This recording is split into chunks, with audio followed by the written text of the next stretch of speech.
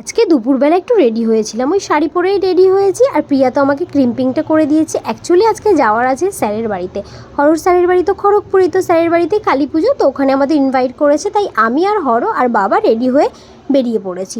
আমরা যাবো ওই 3টে ট্রেনটা ধরবো, সেটাই ভেবেছিলাম। ট্রেনটা একটু লেট ছিল, আর বাবা যাচ্ছে তো প্রিয়ার বিয়ের নিমন্ত্রণ করতে, তো ওর জন্য বাবা যাবে। বাবা আবার রাত্রেবেলা ব্যাক করবে, আর আমি আর হরও থাকবো। তো সেরকমই প্ল্যান ছিল। তাই আমরা ওখান থেকে গিয়ে খড়গপুরে নেমে গেছি। নেমে ওখান থেকে অটোতে করে সোজা চলে এলাম LIC মোড়ে স্যারের বাড়িতে।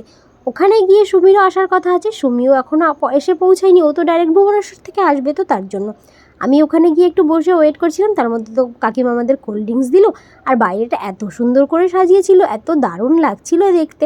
আর অন্য কাউকে তো চিনি না, তার মধ্যে তো সুমিও চলে এসছে, বেশ ভালোই হয়েছে। তারপর তো আমরা খেতে বসলাম, সন্ধ্যার টিফিনটা করে নিলাম। লুচি ছিল, ছোলার ডাল ছিল, আর একটা সবজি ছিল। তো এরপর কী করলাম সেটা কিন্তু নেক্সট ব্লগে তোমাদের সঙ্গে শেয়ার